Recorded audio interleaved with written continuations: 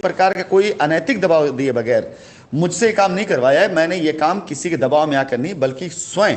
ये फैसला लेकर के अपने अधिवक्ताओं, जो हमारे वकील केस को देख रहे हैं इस समय माननीय उच्च न्यायालय में, उनके द्वारा राय मशवरा करके इस काम को किया जा रहा है।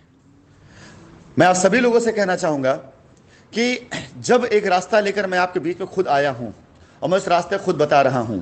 तो आज की डेट में अगर ऐसे लोग जिनकी दुकानें बंद हो रही इस पे, तो उनको अपनी बात को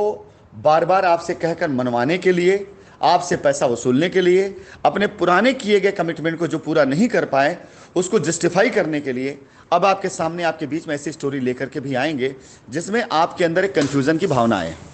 मैं आप सभी से निवेदन करना चाहूंगा कि कृपया करके इस बारे में कोई भी तस्दीक किसी अच्छे वकील से लीजिएगा कि क्या यह रास्ता है या नहीं माननीय न्यायालय में। अगर यह रास्ता है न्यायालय के अंदर, तो आप इस बारे में फिर और कहीं जाने की जरूरत नहीं है, किसी अच्छे वकील और किसी अच्छे अधिवक्ता से राय लीजिएगा। मैं आपको एक नहीं 4 से 5 प्रमाण दे सकता हूं, और मैं अपनी जूम मीटिंग के अंदर आप लोगों को उन प्रमाणों को आवश्यकता पड़ने पे दिखाऊंगा भी। मैं अपने किसी भी पेपर को पब्लिकली करके सिर्फ वक्ती तौर की वाहवाही उठाने के लिए ऐसा कोई छोटा काम नहीं करना चाहूंगा जिसकी वजह से फिर वो पेपर सर्कुलेशन में आए और लोगों तक जा करके वो डॉक्यूमेंट्स एक बार फिर से लोगों की चर्चा का विषय बने। यहां पर एक बात सही साबित होती है कि जब आप सच्चाई पे चलने लग जाएंगे, जब लोगों की दुकान बनने लग जाएगी, तो लोगों के अंदर तिलमिलाहट होना शुरू हो जाएगा। और वो अगर तिलमिलाहट होनी शुरू हो चुकी है,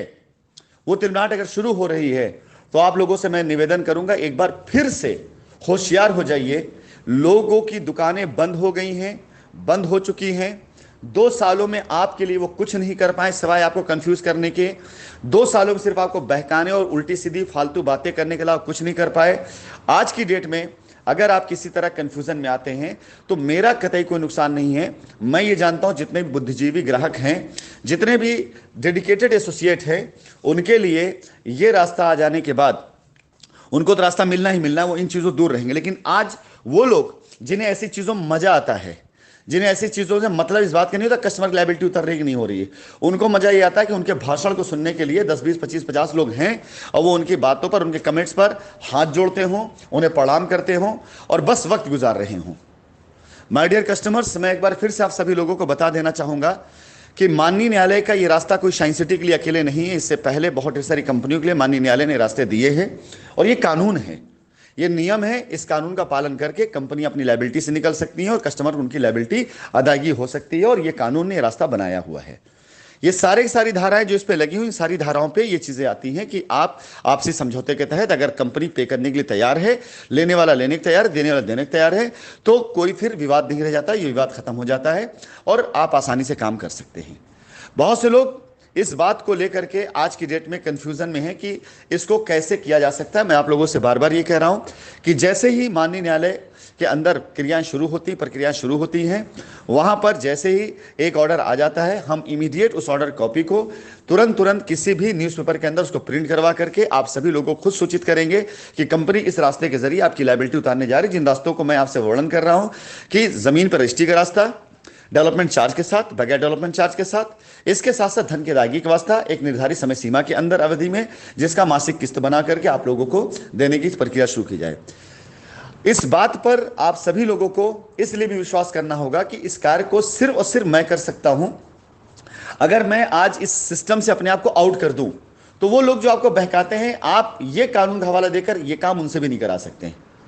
मैं उन लोगों को खुद ये कहता हूं, आपसे भी निवेदन करता हूं, पूछिएगा कि चलिए साहब, एक बार मैं मान लेता हूं कि राशिद जी ने आपसे कोई बात गलत बयानी तौर पे कही है, तो क्या ये रास्ता कानून देता है नहीं देता है? अगर रास्ता कानून नहीं देता है तो इसको साबित करें, और रास्ता कानून देता है तो राशिद नसीम को हटा करके इस रास्ते पे चलवा के वो दिखा दे। अगर रास्ता कानून दे रहा, रास्ता कानून में नहीं अगर ये, तो फिर मान लीजिए कि हाँ मैं गलत बोल रहा हूं।